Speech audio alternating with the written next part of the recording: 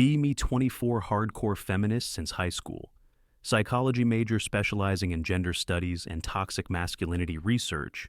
Always believed that men are socialized to suppress emotions and become emotionally stunted. Spent years writing papers about how patriarchy damages men's ability to process feelings. Constantly arguing that masculinity creates emotionally unavailable, cold, disconnected males. Dad has always been my primary example of typical toxic masculine behavior. He's 52, works construction, never talks about feelings. Classic strong, silent type. Throughout my childhood, he never showed vulnerability, sadness, or emotional depth. Mom handled all the emotional labor, while Dad just provided financially. Always seemed uncomfortable with displays of emotion, would leave room when people cried. I used him as case study in college papers about masculine emotional repression, described him as product of patriarchal conditioning that destroyed his emotional intelligence. Friends in feminist circles always nodded knowingly when I described my emotionally distant father. That's exactly what toxic masculinity does to men, turns them into emotional robots. Spend years feeling sorry for mom having to deal with emotionally unavailable husband. Assume she carries all the emotional burden while dad just exists without feeling. Never questioned this narrative because it fit perfectly with feminist theory about gender. Dad works long hours, comes home tired, watches TV, doesn't share feelings. Seemed like textbook example of masculine emotional dysfunction caused by societal conditioning. Graduate college with thesis about helping men recover their suppressed emotional capacity. Move back home temporarily while job searching, planning to save money for graduate school. First few weeks back, notice dad seems more tired than usual, but dismiss it. Construction work is physically demanding. Assume he's just getting older and slower. Mom mentions he's been having trouble sleeping, but doesn't elaborate much.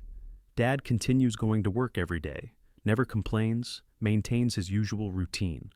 One evening I'm in kitchen when I hear strange sound from living room. Sounds like someone having trouble breathing, or maybe choking on something. Walk over to check if someone needs help. Find Dad sitting alone on couch. His shoulders are shaking and he's making quiet sobbing sounds I've never heard before. Realize with complete shock that my father is crying, something I've never witnessed. He's holding a piece of paper in his trembling hands, tears streaming down his face. Approach cautiously. Ask what's wrong. He looks up with red swollen eyes.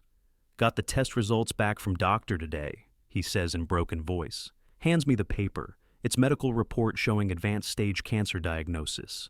Doctor estimates he has maybe 6 months left. Cancer has already spread everywhere. Dad breaks down completely, sobbing like a child. All his strength just gone. I don't know how to tell your mother. This is going to destroy her. I wanted to have more time. Wanted to see you get married, have kids. Sits there crying about all the things he'll miss, all the ways he's failing us.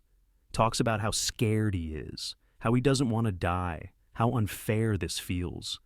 Every word destroys my assumptions about his emotional capacity and depth. Realize he's been carrying this fear alone for weeks, trying to protect everyone else. He hasn't been emotionally unavailable. He's been shouldering burdens silently. Spend next hour listening to him, express fears, regrets, love, hopes, everything. Talks about how proud he is of me, how much he loves our family. Explains that he never knew how to show emotions because his father never did. Didn't want to burden you girls with my problems. Thought that was my job.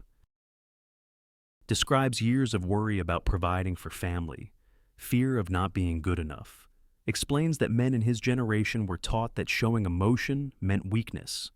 I felt everything, just didn't know how to share it without looking pathetic. Talks about countless times he wanted to cry, but held it in to stay strong. All those moments I interpreted as emotional unavailability were him protecting us. He was feeling everything deeply, but expressing it through actions instead of words. Working extra hours wasn't avoiding family. It was showing love through provision. Not talking about problems wasn't emotional dysfunction. It was shouldering responsibility. Staying strong during crises wasn't toxic masculinity. It was sacrifice for others. Realize I completely misunderstood his emotional world and motivations. Spend next few months helping Dad through cancer treatment and difficult conversations.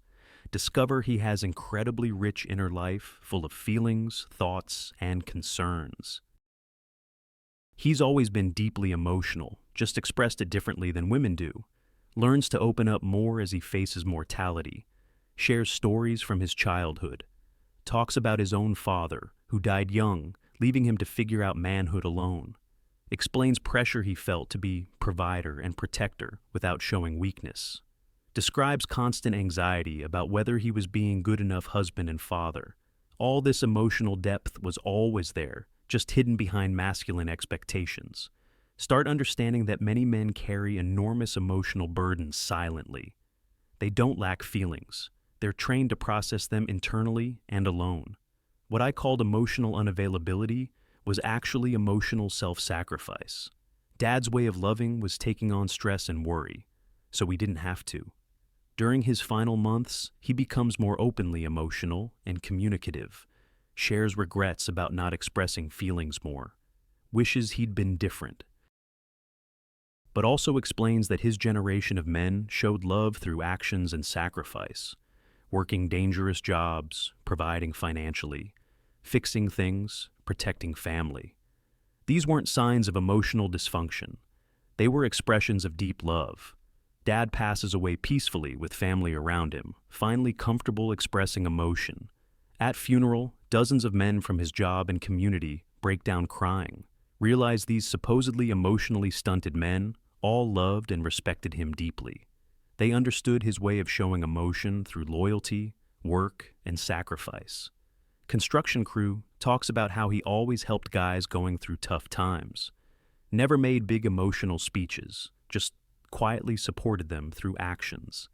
Neighbors describe countless times he helped without being asked or thanked.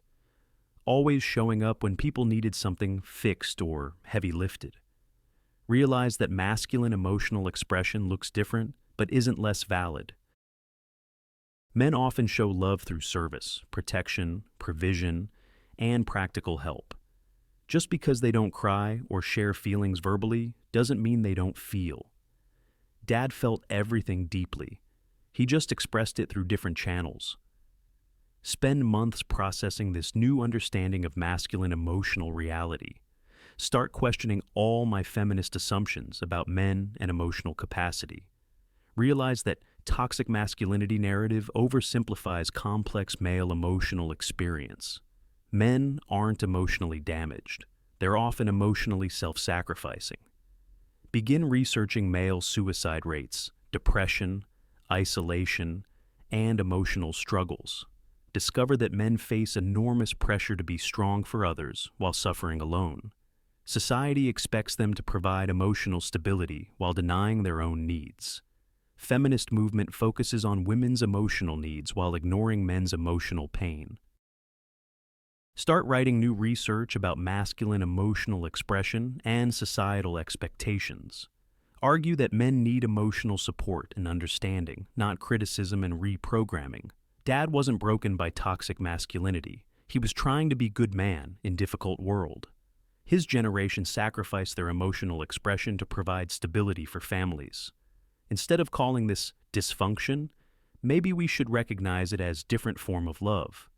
Now, work as counselor helping people understand various ways emotions can be expressed.